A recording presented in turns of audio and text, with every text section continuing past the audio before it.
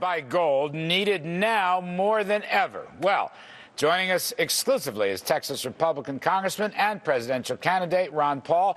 Congressman Paul, thank you, sir. You know, this thing occurred to me with the craziness. The Federal Reserve announces last week we're going to have 3 more years of zero interest rates on top of the 3 years we've already had. And I say to myself, that is going to destroy the dollar. And then I say to myself, we need a Ron Paul dollar. First of all, can you describe a Ron Paul dollar? Well, the dollar would be convertible into gold at a fixed rate, which would prevent the monetization of debt, which limits the size and scope of government. Once we eliminated any link to gold in 1971, all you have to do is go back and look at every chart from that time, growth of government, growth of debt, and the mess that we've had. It's because of the currency. So, no, it has to be linked. It was linked, and that's what was the founders wanted. That's what's in the Constitution. And this whole idea that the Federal Reserve can create money out of thin air and destroys the savings of people. Why should they save money? And it just distorts the entire market. It's price fixing at its worst.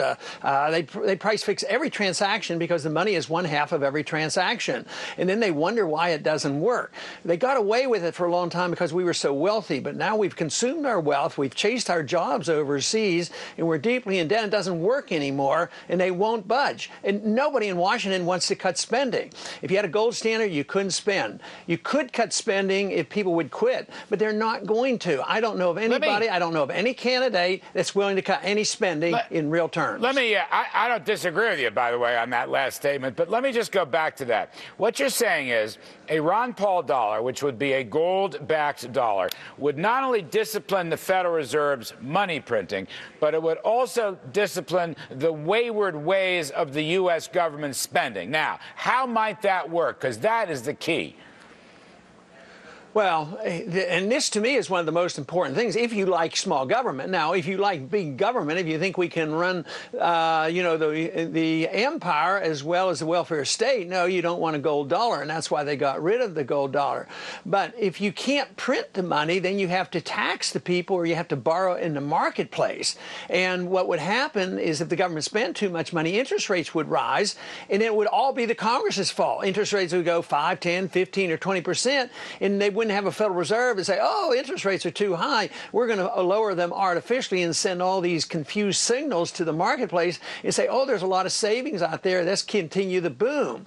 So, no, the market would be stopped. Also, the balance of payments would be solved. If gold left a country, once the gold left the country, then there would have to be, you'd have to quit spending money. You're running out of money. You'd have to lower your prices, be more competitive, and get that gold to come back. So the distortion on international markets as well as the excessive spending here at home would all be solved with a gold standard. I'm just asking you these questions because I don't think you get enough time in these debates to really walk through the significance of the Ron Paul gold-backed dollar. That's why I think it's important for you to articulate this stuff. So what you're saying is, Congressman, rates would shoot up, and that would damage the economy right away, and that we wouldn't live on borrowed time. We wouldn't be able to have the Fed manipulate interest rates, and we would therefore pay the piper right away. In other words, the discipline would be fast acting. Is that fair?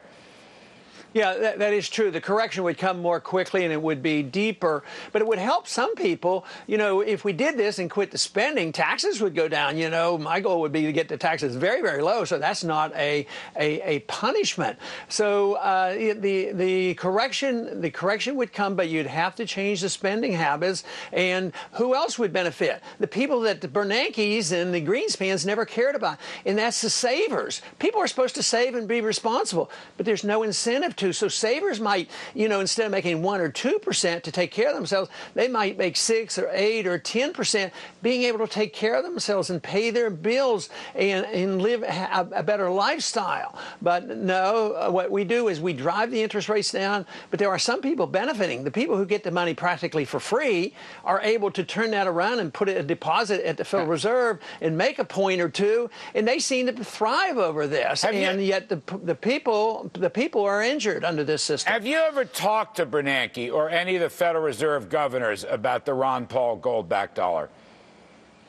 Well, I try to get it going, and you remember the one conversation I had with Bernanke to try to get started. I says, "It's gold money." He says, "Absolutely not. It's not money." The last, and Greenspan would talk to me a little bit because he knew that I knew that at one time he was a gold standard person, so he was at least polite and had a conversation. But the last one that had a serious conversation with me on monetary policy was Paul Volcker, and we didn't agree, but he seemed to be more interested in the ideas and would invite me over for breakfast and have a real discussion. I appreciate that. He was the last of the gold guys. Volcker really was the last of the gold guys, at least in terms of the Treasury and the central bank. Congressman Paul, you're going to continue your campaign, I gather, and I want to ask you, do you still want to give the speech at the National Convention? Do you still want to stand up and give a Ron Paul speech at the Republican National Convention in Tampa?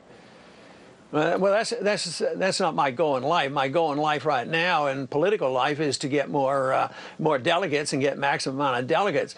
But to think that my whole target is what do I have to do to give a speech? Believe me, that's not real high on the agenda. But just in the last few moments, you would do it. You would do it if asked, would you not? Well, it depends on what the circumstances are. You know, they have a lot of rules and regulations on what you can say and what you have to do. They're not going to give you a prime time spot if you want to talk about the gold standard and bringing troops home. You know, they're not going to welcome me for there. So we'll have to see what happens. And I got to leave it there. Thank you, sir. Congressman Ron Paul and the Ron Paul gold-backed dollar.